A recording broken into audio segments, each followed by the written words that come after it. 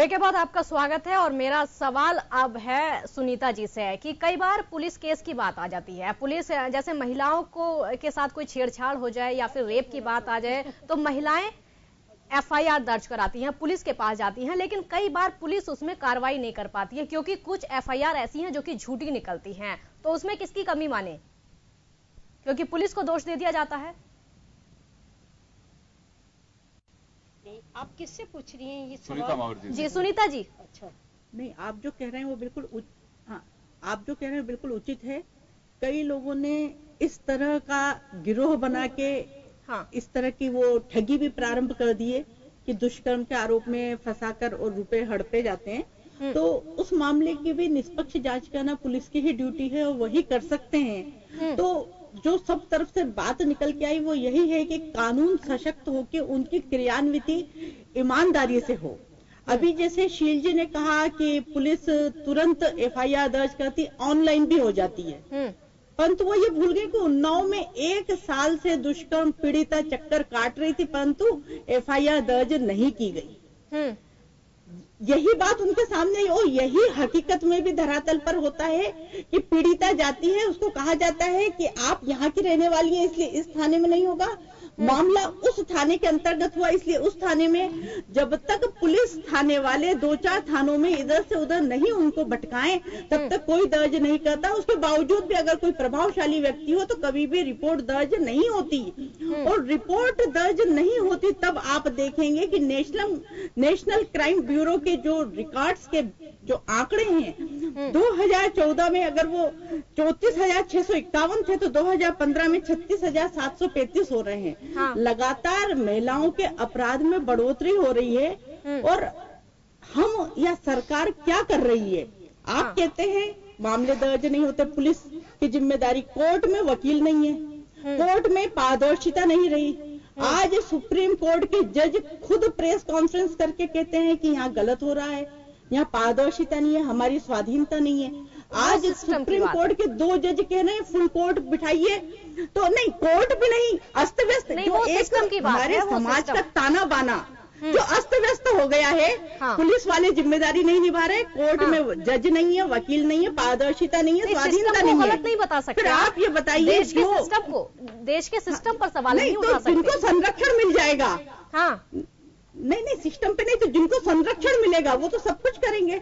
उन्नाव का मामला हुआ, कठुआ का हुआ, वहाँ पर वो करने ही नहीं दे रहे थे, उस वकील को पकड़े गए ना, करने दे रहे गए ना, तो आप बचा जाए, आप हिंदू मुस्लिम करेंगे। आप इसकी बात करिए, की बात कर रही है, वो अगला कह रहा है कि मैं टेस्ट कराने के लिए तैयार हूँ। तो ये सब बातें जो है पूरा मामला ही जब आपकी खुद न्यायपालिका कह रही है कि हमारी स्वाधीनता नहीं है तो न्याय कहाँ मिलेगा? एक बार जवाब दुष्कर्म पीड़िता कहाँ जाएगी न्याय के लिए? जज नहीं है, कोर्टों में जज नहीं है, तो कैसे निर्णय होगा, कैसे फैसला होगा? जिनके फांसी के फैसले हो गए उनको आज तक फांसी नहीं दी गई। एक दुष्कर्म पीड़िता या उसके माँ बाप कैसे मानेंगे कि हम हमारी बच्ची को न्याय मिला? तो इसमें तुरंत न्याय हो और उस पर क्रियान्विति हो, तब जाकर एक भय का, अभी शील जी ने भी कहा था कि जब तक 2-4 लोगों को इस तरह की सजा नहीं होगी तब तक एक मैसेज नहीं जाएगा, लोगों में डर नहीं होगा। तो ये सब हमको आवश्यक है कि हम इस तरह की नजीर पेश करें। जब पाकिस्तान में एक छोटी बालिका के साथ ऐसा हुआ था, जुनैद के साथ, और आप ये देखिए कि वहाँ 1.5 महीने के अंदर उस मामले का निर्णय होकर उसको फांसी लटका दिया गया। जब ऐसा हो जाएगा तब हमको सही जरूरत नहीं पड़ेगी कि हम अपने बच्चों को, हर व्यक्ति अपने आप। जी शीलदाबाई जी से जवाब ले लेती हूँ। देखिए, मैं जो आंकड़ों की बात हो रही है, जो देखिए आंकड़ों की बात हो रही है कि अभी सर्वे हुआ था, जितने भी एफआईआर दर्ज होती है उसमें से कम 40% जो है फर्जी होती है, और अगर फिर भी अपन रेशियो निकाले तो एफआईआर दर्ज हुई इतनी, उसमें से कार्रवाई हुई कितने फर्जी हुए, तो रेशियो बहुत गड़बड़ा जाता है, तो हम रेशियो पे नहीं जा सकते। लेकिन हाँ, ये सच है कि जो अपराध हो रहे हैं उन पर नियंत्रण बहुत जरूरी है। और मैं ये भी बता दूं कि अगर पुलिस कहीं पर लापरवाही पुलिस की भी नजर आती है तो मैं समझती हूँ कि जो पुलिस ऑफिसर्स है वो उनके खिलाफ कार्रवाई होती है और मैं रेणुका चौधरी को कह रही हूं ना, मैं उनको सलूट करती हूं कि उन्होंने हिम्मत करके वो आज लोगों के सामने आई है, क्योंकि इस फील्ड में किसी का ध्यान भी नहीं गया था। और आना चाहिए, महिलाओं में सबसे पहले ये आत्मविश्वास आना चाहिए और आ भी रहा है। पहले कितने केस होते थे तो जो शर्म लाज के मारे आते नहीं थे, लेकिन आज जो खुल के आ रहे हैं, अगर इस तरह से खुल के आएंगे तो इन पर निश्चित तौर पर कार्रवाई भी होगी और लोगों में भी लगेगा कि भाई सब जागरूकता है। जी, आपने रेणुका जी के बयान की बात की और मैं ये कहना चाहूंगी कहीं ना कहीं आप उस बयान को सही बता रही हैं, लेकिन संसद जो कि बहुत भरोसेमंद है उस पर उसको सवालों के घेरे में भी खड़ा कर दिया है रेणुका जी ने इस बयान से कहीं ना कहीं। नहीं, बिल्कुल कह रही हूं ना कि आप जिस तरह से कास्टिंग काउच हर जगह आ रहा है तो महिलाओं में भी आत्मविश्वास आ रहा है। अगर ये लग रहा है कि हमें कार्रवाई हो रही है तो लोग निकल के आ रही हैं और आना भी चाहिए। आज मैं आपके इस चैनल के माध्यम से कह रही हूं, कैसी भी परिस्थिति क्यों ना हो, किसी भी महिला को घबराना नहीं चाहिए।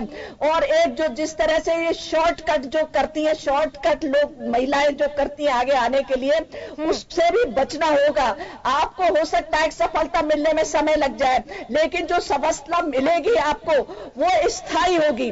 तो महिलाओं को भी इस तरह से अपने आप को आत्मविश्वास लेकर के चलना चाहिए। और मैं समझती हूं कि समाज जो है, समाज भी महिलाओं के साथ आएगा और समाज में भी चेतना आएगी। अगर पड़ोस में इस तरह का कोई अपराधी पड़ोस में रहता है तो समाज का भी ये दायित्व है कि वो कोर्ट में उसकी कंप्लेन करे या उसको सजा दिलाने में, पकड़वाने में उसको मदद करे। अगर समाज एक बार उठ खड़ा हुआ तो ऐसे अपराधी कहीं भी नजर नहीं आएंगे। और अगर उनको 2-4 को फांसी हो गई तो ये नजीर बनेगा। और हमारा कोर्ट ने जिस तरह से फैसले लिए, जैसे अभी जोधपुर कांड में जिस तरह से जज ने निर्भय होकर इतने दबाव के बावजूद फैसला लिया, या ये जो बाबा राम रहीम के मामले में इतने दबाव के बावजूद जो फैसला लिया, उसको मैं सलूट करती हूँ। और मैं सारे जितने भी न्यायालय, सब जजेस का भी बहुत आभार प्रकट करती हूँ। जी, अब मैं राजकुमारी जी के पास आऊंगी। राजकुमारी जी, जितनी बातें शीलदाबाई जी ने कही, कई सारी बातें कही है, महिला सुरक्षा होनी चाहिए और ये बनना चाहिए कोर्ट, फास्ट ट्रैक कोर्ट बननी चाहिए, लेकिन मैं रेणुका जी के जो बयान है उसकी बात आपसे करूंगी। काफी ये बयान काफी चर्चा में रहा है और कहीं ना कहीं तो महिलाओं के साथ में जो होता है उस मामले में सही भी है, लेकिन भरोसेमंद संसद पर सवालों का घेरा भी है। हाँ जी, बिल्कुल संसद पे सवालों का घेरा इसलिए है कि संसद को इस मामले में जो भी, मैं तो रेणुका जी के बयान से परे मैं सिर्फ ये कहना चाहूंगी कि अगर संसद का कोई सदस्य, ये संसद का या किसी भी मतलब लेजिस्लेचर का कोई भी मेंबर अगर अपराधी पाया जाता है या उसका कहीं भी हाथ है, उसका सपोर्ट है अपराधियों को, तो ऐसे आदमी का बहिष्कार होना चाहिए संसद में, उसकी भर्त्सना होनी चाहिए। उसको निष्कासित नहीं करे तो कम से कम निलंबित तो करना ही चाहिए। और ऐसे लोगों के खिलाफ कार्रवाई पहले होनी चाहिए। बाकियों के चाहे आम पब्लिक के साथ में बाद में हो, लेकिन उनके साथ पहले होनी चाहिए। और जहां तक झूठे केसों का सवाल है, जैसा आप कह रही हैं कि भाई झूठे केस भी होते, तो मैं एक बात मान के चलती हूँ कि इस देश में झूठा केस करने की हिम्मत औरतों में नहीं है। सच्चे केस को ही छुपाया जाता है जहाँ पे, तो झूठा केस तो कोई बहुत कम कोई करती है। और अगर सचमुच ऐसा होता है तो देखिए, जो जुडिशरी का, न्याय व्यवस्था का जो दुरुपयोग करते हैं उनको पूरी सजा होनी चाहिए। एक बार अगर केस कोर्ट में आया तो किसी ना किसी को तो के खिलाफ तो कार्रवाई होनी चाहिए, चाहे वो अपराधी हो, चाहे वो झूठ बोलने वाला हो, झूठा आरोप लगाने वाला हो। क्योंकि झूठी गवाही, मैं लॉ ग्रेजुएट हूँ, मुझे पता है कि झूठी गवाही, किसी के खिलाफ झूठी शिकायत करना भी अपने आप में अपराध है। तो इसलिए ये कहना कि झूठी आदि शिकायतें झूठी होती है तो भाई उनके खिलाफ कार्रवाई करो। जो झूठी शिकायत लेके आती है, अगर झूठी शिकायतों के खिलाफ कार्रवाई होनी शुरू हो जाएगी, सख्त कार्रवाई होगी तो होनी चाहिए, तो फिर झूठी शिकायतें कम होंगी, नहीं होंगी बल्कि। और झूठी शिकायतें किसी के, कोई प्रभावशाली व्यक्ति के उसमें मतलब फेवर से ही होती हैं, अपने आप नहीं होती झूठी शिकायतें। एक औरत की हिम्मत नहीं होती कि वो जाके किसी को पूरा परिवार बहुत लोग मिले योगेंद्र जी, जी बहुत लोग मिले होते हैं उसमें। जी जी योगेंद्र जी, यही सवाल मेरा आपसे है जो जी मेरा वो सवाल आपसे भी है, जो रेणुका जी का जो बयान है आप उससे सहमत हैं या नहीं? जी देखिए, ये कड़वा सच है जो रेणुका चौधरी ने कहा है। मैं इस सच को उसके साथ जोड़ना चाहूंगा कि 1986 में जब राजीव गांधी राजस्थान दौरे पे आए थे तो अलवर के खेडली में एक बात कही थी उन्होंने कि हम विकास के लिए 1 रुपए भेजते हैं जिसमें से 15 पैसे पहुंच पाते हैं। उसकी बहुत मखौल उड़ाई गई थी, मजाक उड़ाई गई थी, उसे पॉलिटिकल माइलेज लेने के लिए काफी कटघरे में भी खड़ा किया गया था। लेकिन मैं एक बात कहना चाहूंगा कि ये सच है। रेणुका चौधरी ने अगर कहा है तो उन्होंने वो कड़वा सच स्वीकार किया है और एक आईना दिखाया है जहां लोकतंत्र के उस पवित्र मंदिर के लिए कि किस तरह की पोजीशन है। और बात करें यहाँ की नहीं है, हम बात करें चाहे कहीं पे भी इस तरह के अगर इश्यूज होते हैं तो सामने आना चाहिए।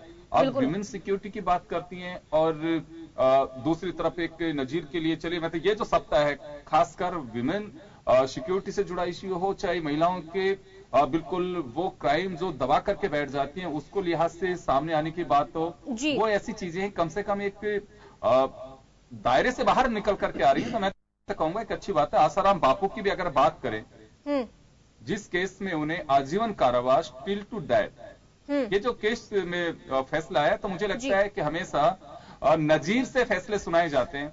आज इस मामले की जब नजीर होगी तो कल दूसरे की भी होगी। लेकिन एक मेरा ऑब्जेक्शन होगा यहाँ पे, हाल ही में गवर्नमेंट ऑफ इंडिया ने एक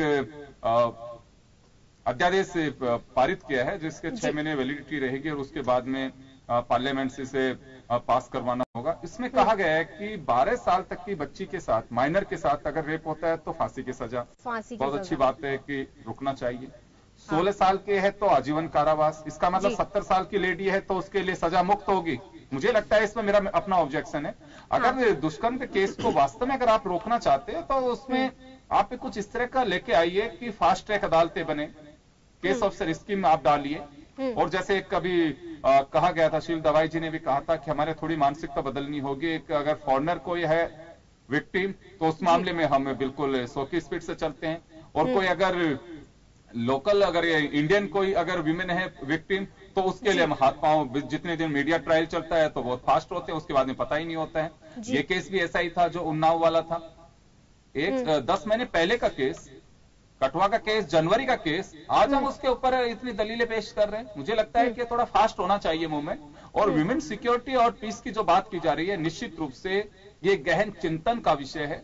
और मैं तो कहूंगा कि आज प्राइवेट सेक्टर से जो महिलाएं अभी अपरा जी हमारे साथ में जुड़ी हुई हैं, अपरा जी एक ऐसे ऑर्गेनाइजेशन की चेयर किया उन्होंने जो वास्तव में विमेन पीस, सिक्योरिटी, उनके सशक्तिकरण, उनको आगे लाने के लिए इन लोगों ने काम भी किया है। सरकारों की भी रेस्पॉन्सिबिलिटी है। आज हम पार्टी लाइन से अलग हटना होगा। अगर वास्तव में महिला सशक्तिकरण की बात की जाती है तो उसे वोट बैंक मत बनाइए, या अगर आज कहीं पे कोई कमी दिख रही तो उस पर हो अल्लाह इतना मचा देते हैं। एक पॉलिटिकल माइलेज के लिए आप बनाइए, लेकिन रास्ते सुझाइए, उसे दूर करने की कोशिश करिए कि कल ऐसा ना हो। तो मुझे लगता है कि उससे कोई बेनिफिट होगा, हमारी इमेज सुधरेगी। नहीं तो 153 में से 131 को हम स्टैंड करेंगे। मेरा एक सवाल होगा अपरा कुच्छल जी से। अपरा जी, मेरा सवाल यह है आपसे कि हाल ही जो रिपोर्ट छपी है कि Georgetown institute of women peace and security को लेकर के 153 मुल्कों में से हम 131 पे स्टैंड कर रहे हैं, बहुत चिंता का विषय है राजनीतिक दलों के लिए कि नरेंद्र मोदी के वक्त ये रिपोर्ट सामने आई है, कांग्रेस या दूसरे विरोधी दल इसको एक पॉलिटिकल इशू बना सकते हैं, लेकिन एक आम हिंदुस्तानी के लिए ये बड़ा चिंता का विषय है। कैसे देखते हैं आप इसे? देखिए, मुझे ऐसा लगता है कि है ना, ये जो रिपोर्ट आई है और ये रिपोर्ट की ही हम क्यों इंतजार करें, जो इतने सारे केसेस हो रहे हैं औरतों को लेकर, बच्चों को लेकर। हाल ही में जब कुछ समय पहले हरियाणा के एक निजी स्कूल में वो बच्चे के साथ जो भी अब्यूज हुआ और उसके बाद उस बच्चे को मार दिया गया, तो उसके बाद हुआ क्या? देखिए, जहां तक एग्जीक्यूशन की बात है, जहां तक कोई वो लेने की बात है, एक्शन लेने की बात है, एक्शन तो हम लेते नहीं है और एक के बाद केसेस होते रहते हैं। मुझे मुझे ऐसा लगता है कि कहीं ना कहीं we are lacking somewhere as a society, as lawmakers, as executors. और ये जो रिस्पॉन्सिबिलिटी है ये सबकी है, चाहे कोई भी सरकार हो चाहे कोई सरकार नहीं हो। मुझे ऐसा लगता है जो पॉलिसी मेकर्स है, पॉलिसी मेकिंग में ही कहीं ना कहीं लूप होल्स है, बॉटल नेक्स है, इसी की वजह से इतना सब कुछ हो जाता है।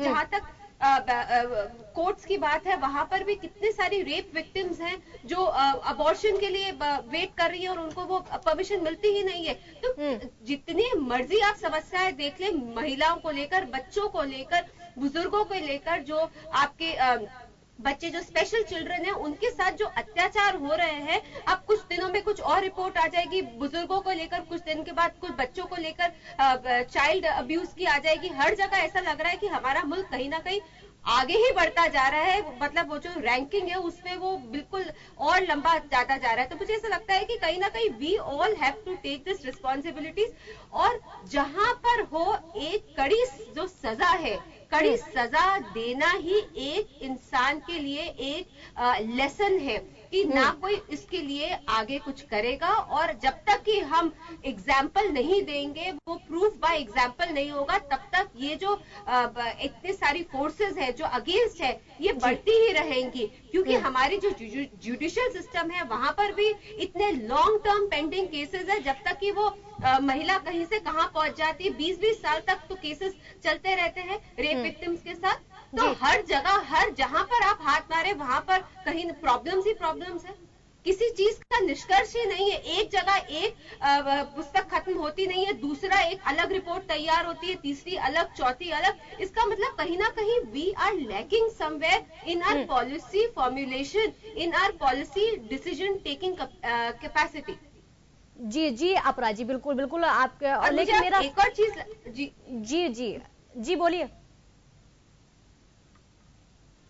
जी, मेरे को एक और बात आपको ये कहनी है कि हम जितना भी वेस्ट से इन्फ्लुएंस्ड हो, पर जहां तक वहां पर क्या है कि टाइमली डिसीजन टेकिंग एबिलिटी होती है। यहाँ पर हमारे देश में एक बार केस हो जाए तो वहां पर महीनों, साल और साल ब साल लगते ही रहते हैं। देखिए अपराध जी, जो हमारा जो जुडिशियल सिस्टम है ना, अंग्रेजों का दिया हुआ है, और उनको हमारे ऊपर शासन करना था, उन्हें न्याय देना नहीं था।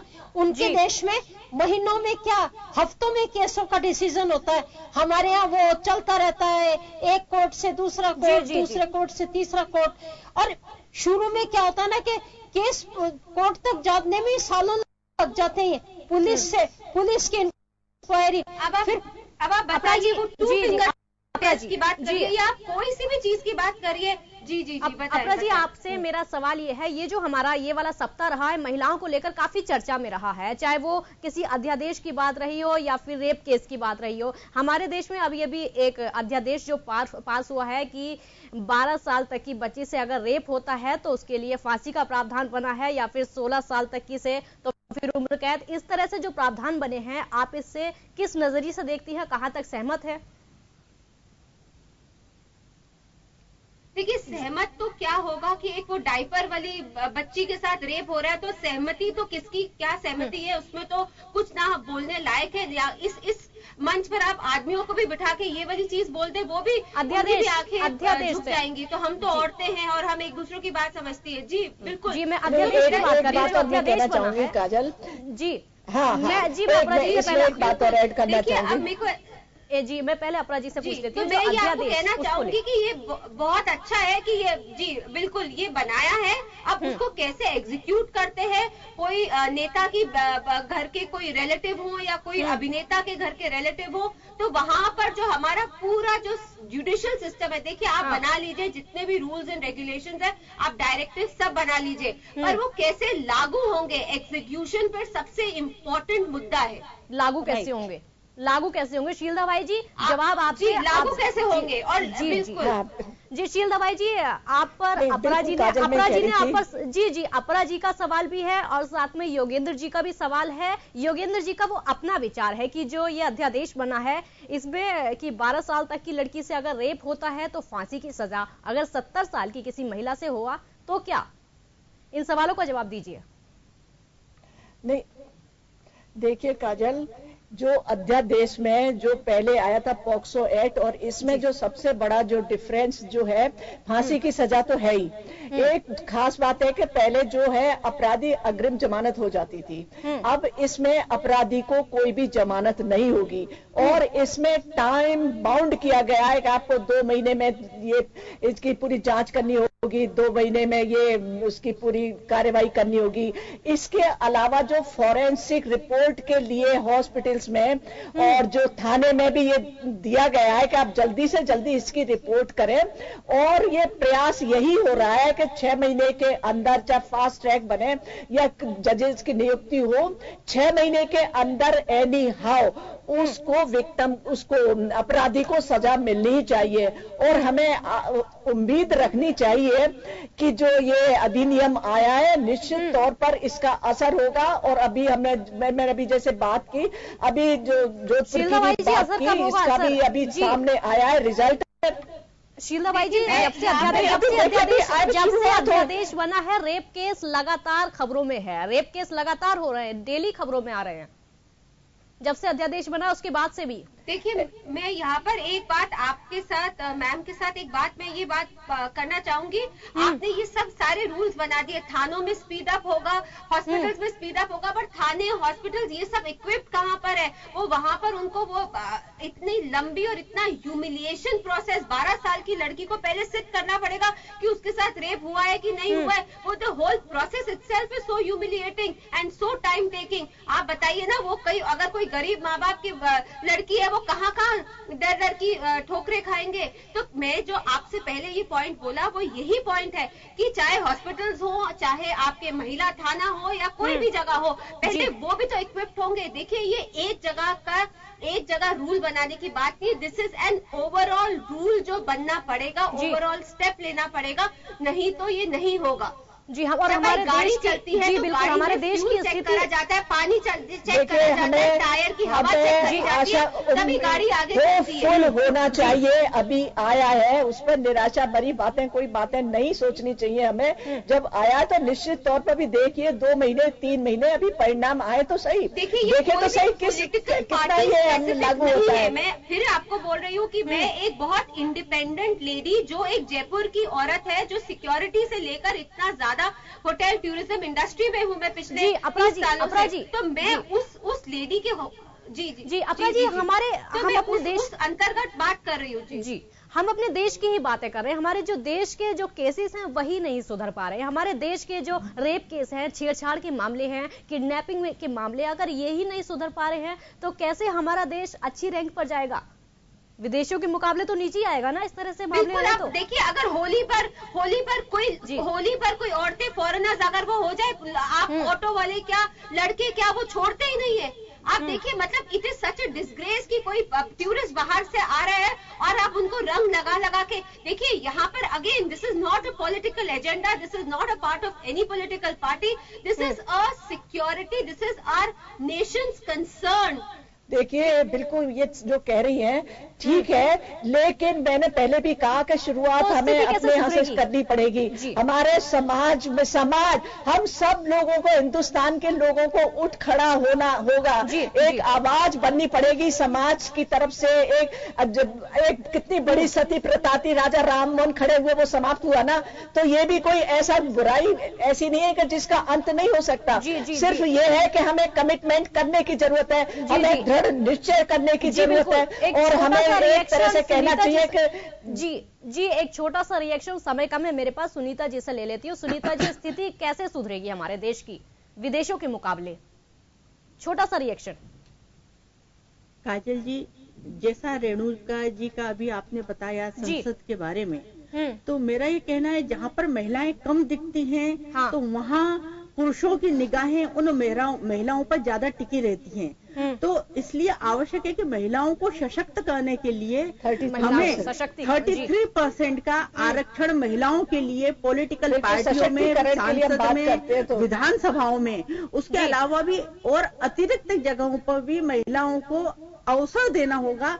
जब वो महिलाएं दिखेंगी, क्या होता है जब कोई चीज नहीं दिखती तो उसके प्रति एक आकर्षण ज्यादा होता है। विदेशों में क्या होता है, महिला और पुरुष बराबरी से चलते हैं, तो वहाँ कोई महिला निकलती है कितने भी कम कपड़े पहनते तो कभी कोई पुरुष नहीं देखते। परंतु क्योंकि हमारी यहाँ महिलाएं घर पर रहती हैं और वो बाहर फील्ड में नहीं आती, तो जी हाँ, तो हमें आवश्यकता है कि महिलाओं को ज्यादा से ज्यादा अवसर दें, चाहे राजनीति में, चाहे कला के क्षेत्र में, चाहे शिक्षा के क्षेत्र में। जी राजकुमारी जी, छोटा सा रिएक्शन, समय कम है मेरे पास। कैसे सुधरेगी हमारे देश की स्थिति? जी राजकुमारी की स्थिति तो देखिए, मैं तो एक बात बताती हूँ। हाँ, मैं बोल रही हूँ राजकुमारी, मैं ये कहना चाहती हूँ कि जो एटीट्यूड की बात है कि समाज अपना रवैया बदले, वो सब तो बहुत लंबा प्रोसेस है, लेकिन जो कानून को सख्ती से पालन करना, वो एक ऐसी चीज है जिसको हम तुरंत कर सकते हैं। सरकारें अगर जो आगे बढ़ के और इनिशिएटिव ले, तो अब क्या होता है, जो प्रेजेंट गवर्नमेंट है उसमें उसके एमएलए से बयान देते हैं। बिल्कुल हमें आगे बढ़ना होगा, समय कम है मेरे पास। जी राजकुमारी जी, समय सुनिए। जी तो बताइए। एक महिला ने कहा कि ये तो हमारी संस्कृति का अंग है ना। किरण खेर ने कहा, हेमा मालिनी जी कह रही है कि ये आजकल बड़ा चढ़ा के दे रहे हैं ये जो रेप की खबरें। अरे भाई, जब आ रही है मीडिया के सामने आ रही है तो बड़ा चढ़ा के देने वाली क्या बात है? और फिर औरतों को घर में बंद रखो, जी राजकुमारी जी, जिम्मेदार ठहराया जाता है। समय कम है मेरे पास। जी राजकुमारी जी, समय कम है मेरे पास। आप सभी लोगों का बहुत बहुत धन्यवाद मेरे साथ चर्चा में शामिल होने के लिए। तो महिला सुरक्षा की हमने बात की। कहीं ना कहीं महिला सुरक्षा के मामले में मानसिकता इसमें सभी की दिखती है। सभी को आगे बढ़कर महिला सुरक्षा में भाग लेना होगा, क्योंकि हमारा देश लगातार पिछड़ता जा रहा है। रिपोर्ट की अगर हम आंकड़ों की बात करें तो 153 देशों की सूची में हमारा देश 131वें स्थान पर है। और कहीं जो बयान बार बार सामने आते हैं, रेणुका चौधरी का जो बयान है, कुछ लोग इससे सहमत हैं और कुछ लोग इसका विरोध भी कर रहे हैं। लेकिन सहमति की बात यह है कि संसद, एक भरोसेमंद संसद, उस पर जो सच्चाई है उसकी रेणुका चौधरी ने वो बताई है, तो सहमत इसलिए इससे हैं। तो महिला सुरक्षा की बात है, सबकी सहमति के साथ और सबको अपनी सोच बदलनी होगी, तभी महिला सुरक्षा हो सकती है। आज की चर्चा में इतना ही। देखते रहिए जन टीवी। नमस्कार।